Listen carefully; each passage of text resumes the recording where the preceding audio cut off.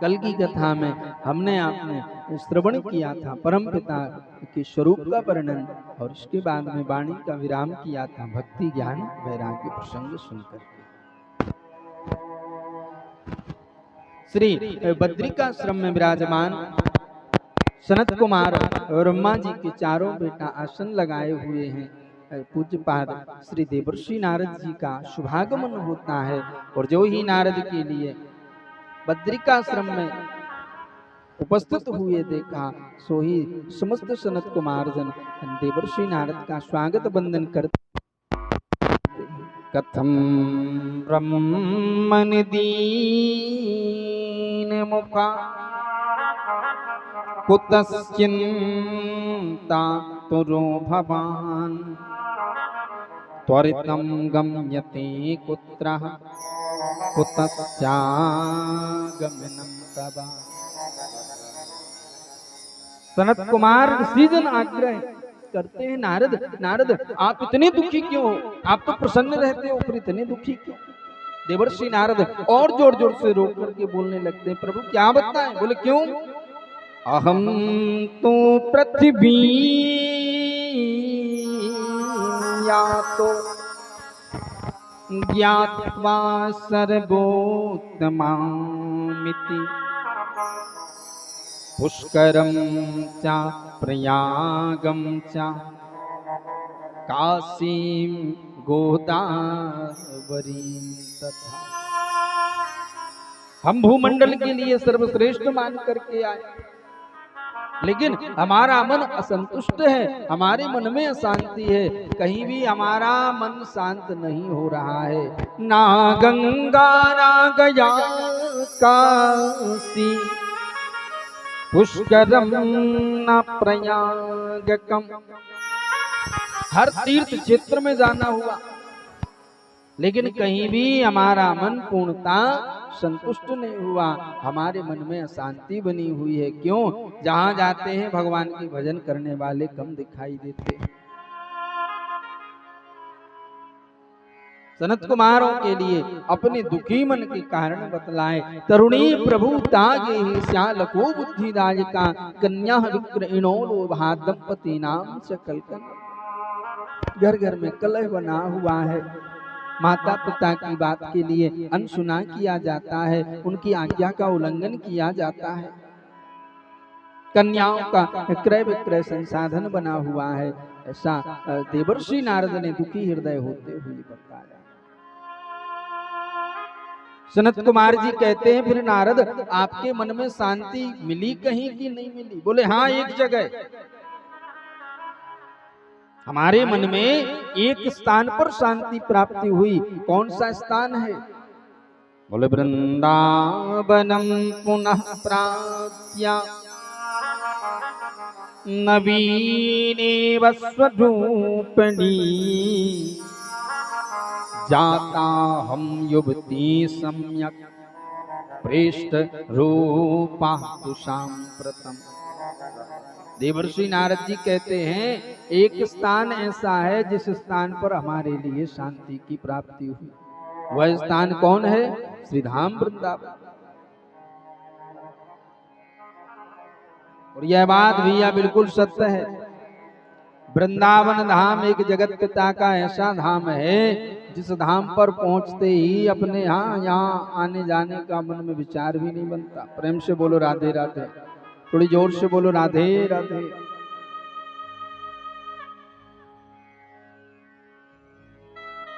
वृंदावन जो भी भक्त गया है, वृंदावन की पावन सुधरा पर पहुंचते ही भैया अपने आप मन ऐसा हो जाता है कि अब हम कहीं ना जाए। भूमि का प्रभाव है, जगत पिता का जहां पर निवास बना हुआ हो, ऐसी भूमि कहाँ तक अशांतमय हो सकती है। ऐसी सुंदर सी भूमि पर नारद का पहुंचना हुआ, और नारद जी एक ही बात बोलते कि हमारा मन गदगद हो गया। क्यों? क्योंकि वह वृंदावन की पावन धरा पर पहुंचते हैं। अच्छा, एक बात, आप लोगों में से कौन कौन श्रीधाम वृंदावन गया? अभी हुआ जाना कि नहीं हुआ? अच्छा, आप हुआ है, बहुत बढ़िया, जय हो।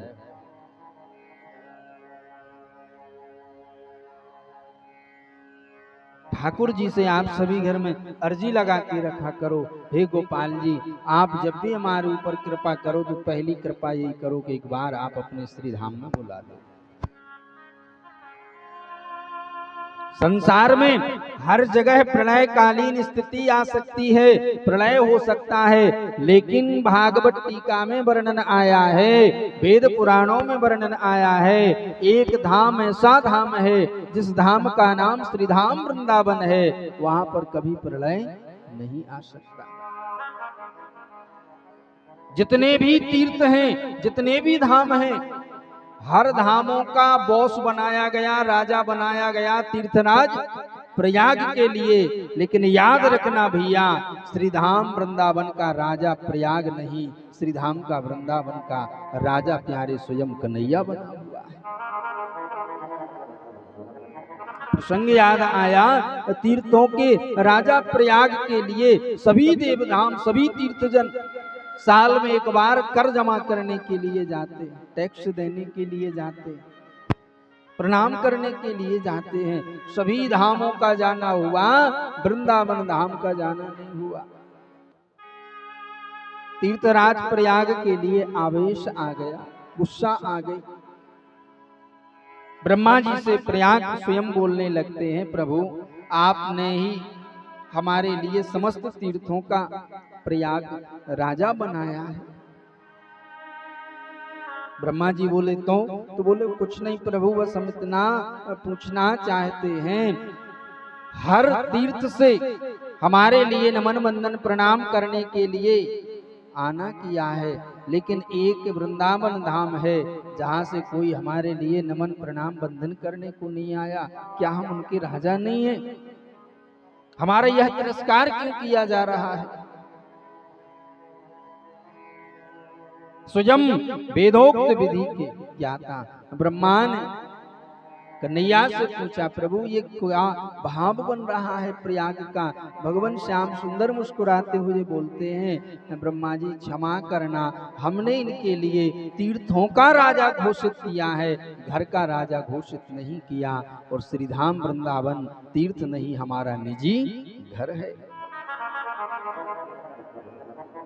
तो कहने का भाव श्रीधाम वृंदावन की पावन धरा इतनी सुमधुर धरा है, जहाँ पर पहुँचते ही अपने आप मन ऐसा होता है कि दवाई जीवा नाना गोपालपुरा कभी जाना ही ना हो। हाँ, मन ही नहीं होता वापस आने का।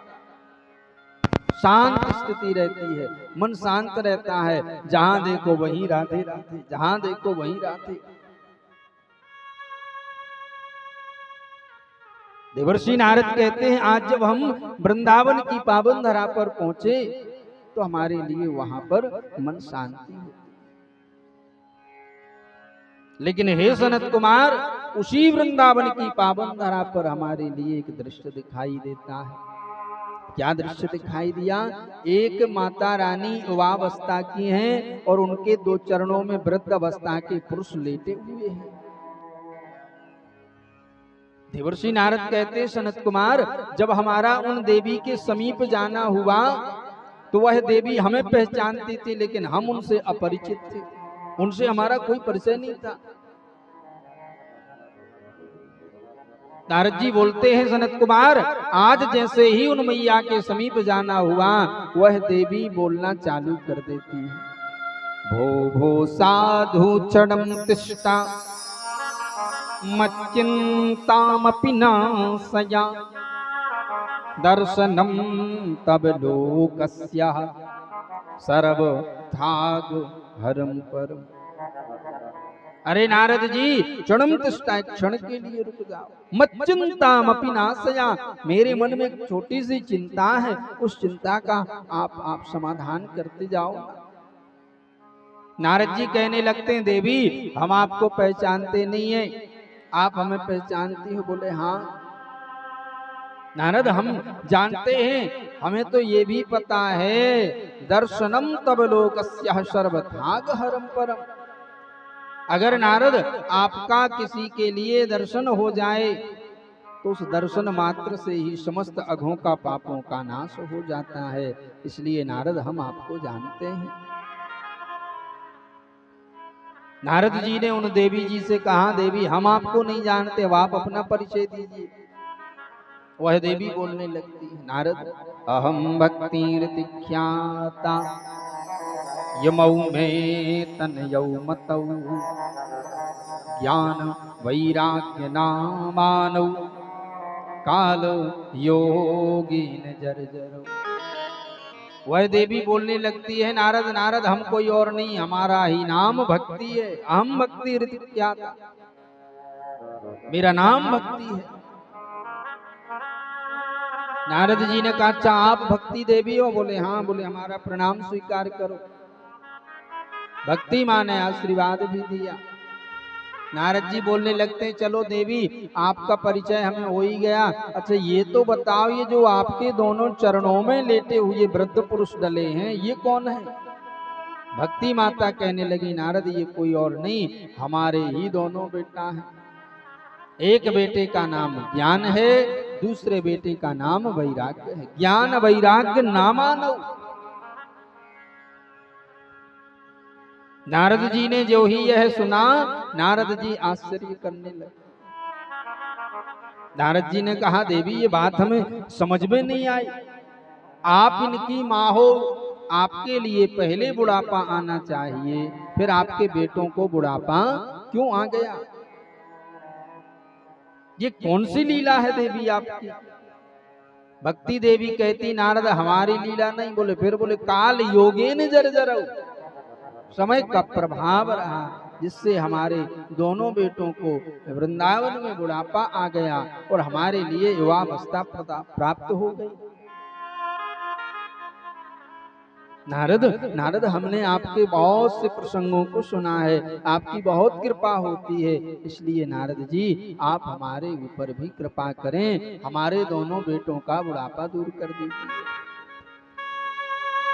भक्ति माँ ने अपना पूर्ण परिचय देते हुए कहा, नारद ऐसा नहीं है कि हमें कहीं बुढ़ापा ना आया हो, हमें भी बुढ़ापा आया। कहीं हमारे बेटों के लिए युवावस्था आई। उत्पन्न द्रवणै शाहम मृत्युम कर्नाटके गता, क्वचित क्वचिन महाराष्ट्रे गुर्जरे जीर्णताम गता। नारद लेकिन वृंदावन पुनः प्राप्त्या नवीनेव स्वरूपिणी। श्रीधाम वृंदावन की धरा पर हमारा अवस्था जो है यौवन अवस्था हो जाती है, युवावस्था आ जाती है, बेटों को बुढ़ापा आ जाता है। इसलिए नारद आप कोई उपाय करें। नारद जी ने तुरंत गीता जी को उठाया और गीता पाठ करना चालू कर दिया। वेद वेदांत घोषश्च गीता पाठेर मुहुर्मुहु। वेदों का पाठ किया, बार बार गीता के श्लोकों का वाचन किया। कुछ समय के लिए भक्ति माँ के दोनों बेटों को ज्ञान वैराग्य को चेतनावस्था होती है, फिर अचेत हो जाते हैं। उसी समय भैया आकाशवाणी होती है और आकाशवाणी अपने मुख से बोलना चालू करती है, नारद सत्कर्म सूचको नूनम ज्ञान यज्ञ स्मृतो बुधई। नारद आप केवल एक कार्य करो। बोले कौन सा? बोले सत्कर्म। आप सत्कर्म करो। नारद जी कहते हैं, क्या वेद का पाठ करना सत्कर्म नहीं है? क्या गीता जी के श्लोकों का वाचन करना सत्कर्म नहीं है? हमें तो यही बताओ कि सत्कर्म है तो सत्कर्म क्या है? कौन से सत्कर्म से भक्ति के दोनों बेटों का ज्ञान वैराग्य का बुढ़ापा दूर होगा? आकाशवाणी इतना कह के चली जाती है और आज बद्रिकाश्रम में नारद जी उसी प्रसंग को याद करते हुए सनत कुमार जी से प्रार्थना करते हैं, हे मानस पुत्र, आप लोग कृपा करके बतलाएं आखिर वह सत्कर्म आकाशवाणी क्या कहना चाह रही है? सत्कर्म की परिभाषा क्या है? कौन से सत्कर्म की बात कर रही है? देवर्षि नारद ने यही प्रश्न श्री सनत कुमार से किया। सनत कुमार जी कहते बस इतनी सी बात। बोले बस सब इतनी ही थी। सनत कुमारों ने यहाँ पर श्रीमद् भागवत महापुराण कलिकाल के कल्प वृक्ष का नाम जो ही उच्चारण में श्रीमद् भागवत कथा उद्बोधन हुआ, सो ही महाराज देवर्षि नारद बोलने लगते हैं, ये कौन सा सत्कर्म है, ये कौन सी भागवत है, जरा आप भी बताएं। आपकी भागवत रूपी कल्प वृक्षता से कैसे ज्ञान वैराग्य का बुढ़ापा दूर होगा। सनत कुमार जी कहते हैं, अरे भैया, जीवित व्यक्ति की क्या कहें, मरे हुए व्यक्ति भी अगर श्रीमद् भागवत कथा का सहारा ले लेते हैं तो उनका भी उद्धार हो जाता है। नारद आपके भक्ति के दोनों बेटा ज्ञान वैराग्य जीवित हैं और उनके लिए केवल बुढ़ापा आया है, तो हम तो एक ही बात बोलेंगे, आप श्रीमद् भागवत कथा का इनके लिए वाचन करके इनको कथा श्रवण करा दो, इनका बुढ़ापा दूर हो जाएगा। और अगर इतने में भी विश्वास ना हो तो हे देवर्षि नारद, भागवत कथा की कृपा तो सबसे अलौकिक कृपा होती है। ईमान बा पाप कृतस्तु सर्वदा सदा दुराचारी रता विमानदा क्रोधग्नि दग्धा कुटीलस्य कामिना सप्ताह यज्ञेन कलौ पुनन्ति ते। बाबा सनत कुमार कहते हैं, ये मानवा, जो मानव पाप कृतस्तु सर्वदा, जिस मानव ने जन्म से मरण तक पाप कर्म किए हो, और ऐसे पापी व्यक्ति के लिए भी